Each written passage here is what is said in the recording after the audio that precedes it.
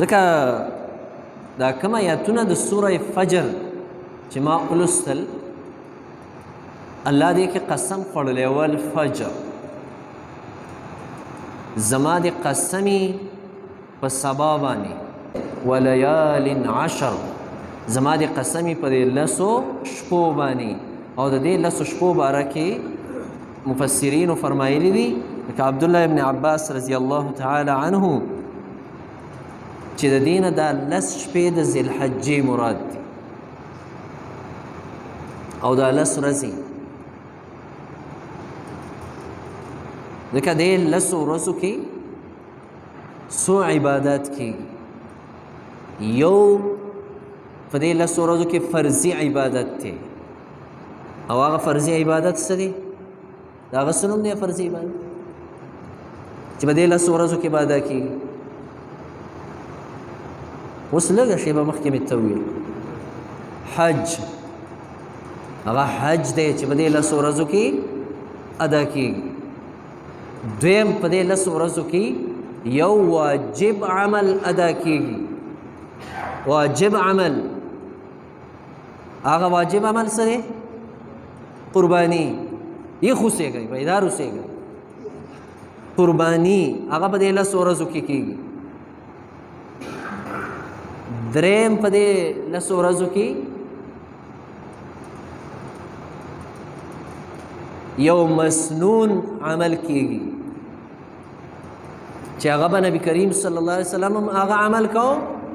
او موږ او تاسو ته یې ویلي چې دا عمل وکئ او هغه روژه نیول دي د کومې ورځې د کومې ورځې روژه نیول دي د عرفې د ورځې د دې باندې وروسته بیا یې تپوس کوم چې فرض عمل کوم یو شو واجب پکې کوم یو شو او مسنون عمل پکې کوم یو شو څلورم مسنون او نفلی عمل دی او هغه دی تکبیرات تشریق تکبیرونه ویل الله اکبر الله اکبر لا اله الا الله والله اکبر الله اکبر ولله الحمد او د دې سره د حج په موقع باندې یا د عمرې په موقع باندې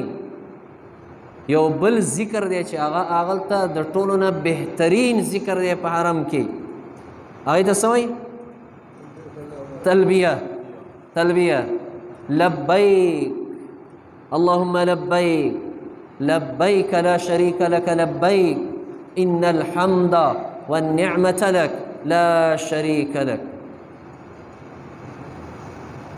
دا ټول عملونه دا په دې لسو ورځو کې کېږي دا ځکه بهتر ورځې دي دا ځکه بهتر شپې دي یو حدیث کې راغلی دي نبی کریم صلی الله علیه وسلم فرمایلی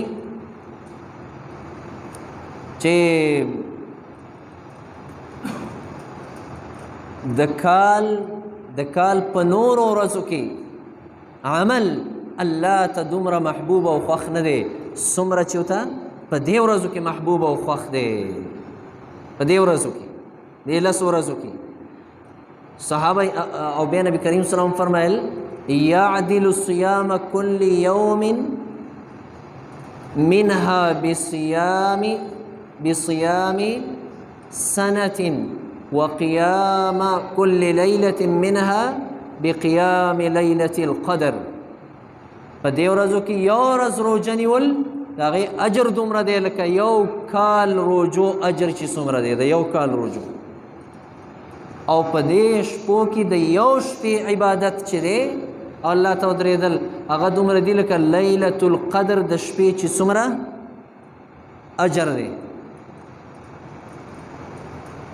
او یو حدیث کې راغلی دی چې نبی کریم صلی الله علیه وسلم فرمایل چې د کال په نور ورځو کې عمل الله ته دومره خوښ نه دی څومره چې په دې ورځو کې الله ته خوښ دی صحابه کرام فرمایل ولل جهاد فی سبیل الله جهادم د جهاد نم په دې ورځو کې عمل غوره دی نبی کریم صلی الله علیه وسلم فرمایل او الا رجل سوا د هغه مجاهد نه خرج بنفسه و ماله چې د خپل نفس او مال سره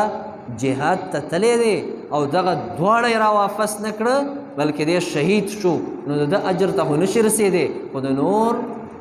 د نور جهاد اجر ته د دې ورځو عمل هغه رسېدی شي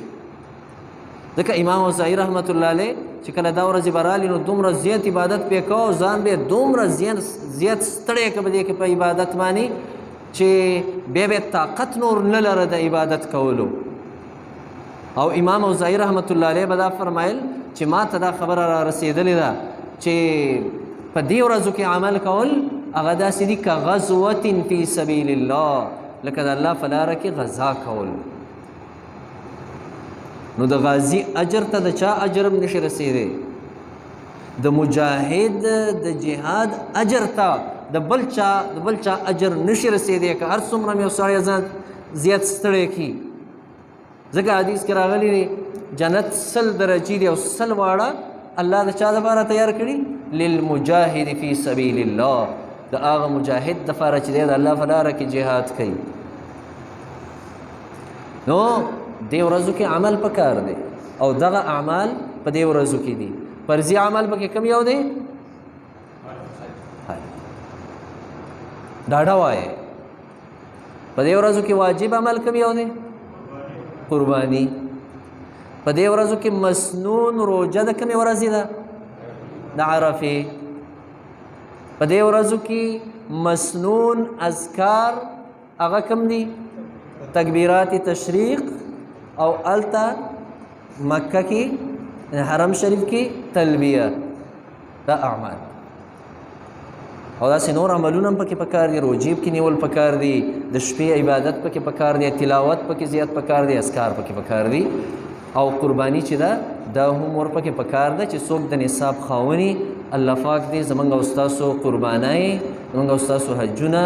او اعمال ټول قبول کړي انشاءالله د قربانۍ حوالې سره به د راروانې جمعې په ورځ باندې که خیري د هغې احکامات او مسایل هغه به بیانو که خیر انشاءالله